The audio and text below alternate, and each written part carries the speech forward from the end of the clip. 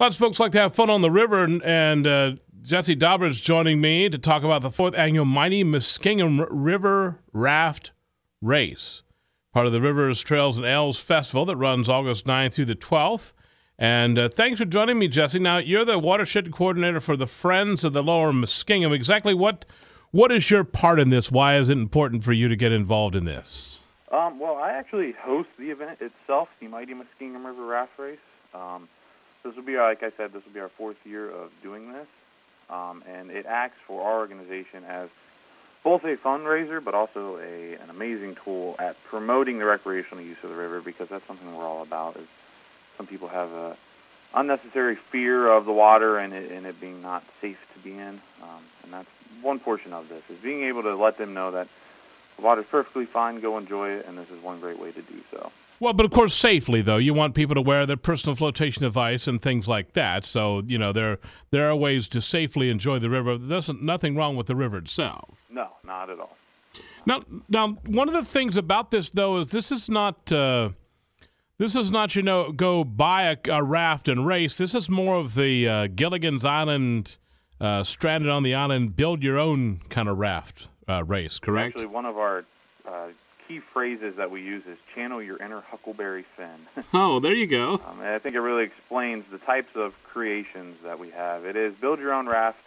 One of the main rules is no nautical parts, nothing ever really made for raft. And let me clarify that, and I have to in our rules too, that the one nautical part we will allow is a paddle. You don't have to make your own paddle. You can carry a canoe paddle or such.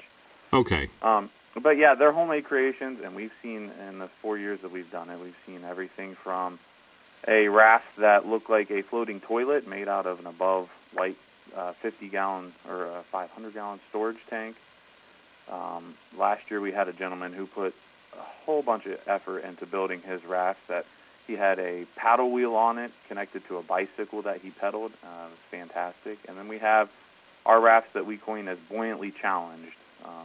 The ones that don't make it out from the start. And unfortunately, the first 2 years of the race I was in it, and the first year my raft was definitely buoyantly challenged.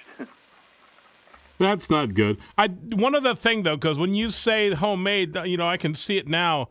Somebody will put a V8 engine or a jet engine or something on the raft. Non-motorized is also a key. Yeah, non-motorized is also a key, and that's kind of its connection with the Rivers, Trails, and Ales Festival, because we're really promoting the use of the water, but doing it on your own means, getting down the water with paddles. We had a sail. Sails are acceptable as well. Oars are acceptable means, but no engines, no motors.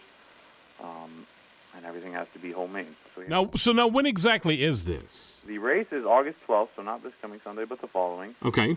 Registration starts at 1 p.m., and that's at the Indian Acres Boat Ramp there at the fairgrounds in Washington County, Marietta. Now, is that where the race actually starts? That is where the race starts. Okay. We launch from there. Launching starts at 2 o'clock. Let me clarify something, though. In our registration, which you can find on our website at muskingumriver.org, on our registration, we say that registrations are due by the 8th. That's so we can try to get an early head count, but that doesn't mean we will not accept you. If you come the day of with a raft, we will definitely let you enter the race, so that's perfectly fine. Provided it meets all the... Yeah, provided it meets all the requirements. And our safety requirements that it has to meet, we have a Coast Guard permit to do this race. Each raft must be equipped with 50-foot length of 3/8-inch tow line. And it also every participant has to have a Coast Guard approved life jacket as well, and wear sandals or some sort of footing in case, to avoid from getting cut on anything. Now, let me ask you this. Is this only for adults? Is this for young people? And how do the young people participate? Because, again, you want people to have fun, but you want it to be safe.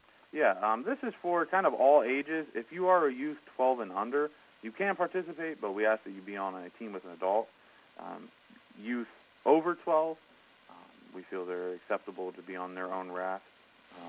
In fact, you hope that the kids can beat the... Now, will they be racing together, or is it kind of split up where you've got, the young group will race against, themselves, or do you have it split up that way, whether it's commercial, nonprofit, private, young people, heavyweight? I mean, how do you designate, or is everybody just in the water and do whatever you got? Yeah, everybody's going down at the same time, but we do award different categories. the categories that we will award are for heavyweight rafts, lightweight rafts, youth crew, most creative. We'll also do a most recycled, and then, like I said earlier, our buoyantly challenged. Now, the difference between a heavyweight and a lightweight raft. I was going to say, this is not a boxing match, so please distinguish between heavyweight and lightweight. Yes.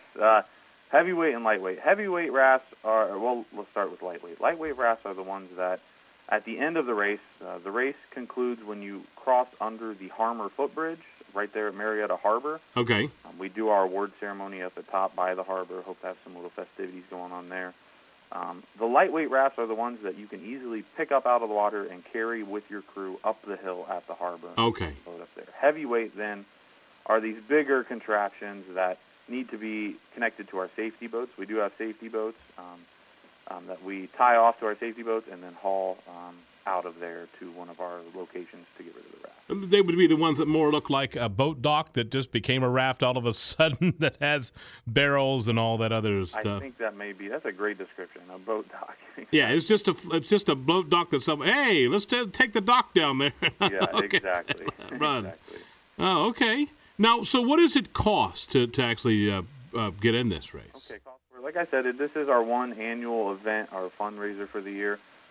If you enter as a corporate group, which sometimes we do, the first year we had Microback entered a raft. Corporate groups, we ask for $50 for their team, and then nonprofit organizations or just privately made rafts, those are $25 each. Now, and what exactly do the people, you're not out cleaning, you don't own the river and manage it and go clean it and keep it nice and shiny. What does the Lower Muskingum watershed, what do you folks do to actually help maintain? Is it to fund your operations on education or what exactly does the money go for? Kind of all of it. We do a variety of things, some that you just mentioned. The main goal is preserving, improving, and promoting the resources of the Lower Muskingum River. Now, I know that encompasses quite a bit of things. On one hand, we are a land trust where we acquire lands and maintain them into a state where they will not be developed and can really impact the overall quality of the Muskingum River. On the other hand, we do things like trash cleanups below DeVos Dam. We always do river sweep once a year.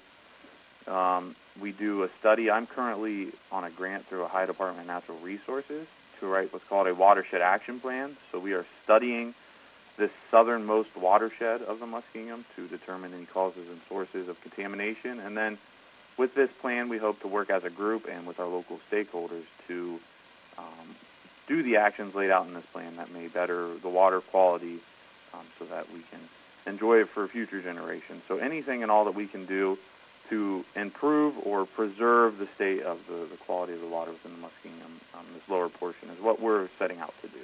Now, you gave a website that's got the information on it. Does it have registration forms and all that? Give us the website and what else you can get there. Yes, the website is www.muskingumriver.org. Specific link to the raft race would then be /raftrace.html. You can get to it from our homepage, though, just at muskingumriver.org. On that site, you'll see a slideshow presentation of pictures from all 4 of the years. It's kind of fun with all the different rafts, maybe give you some good ideas. It does have all the rules laid out there. It has a PDF link to the registration information.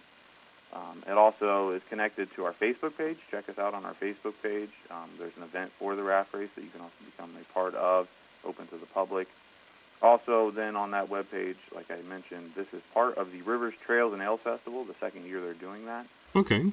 Fantastically fun event. But then it also talks about Luke's Chute and the Fairfield Track and all the other stuff as well, the land trust. So you can get all the information about Friends of the Lower Muskingum as well. Yeah, that.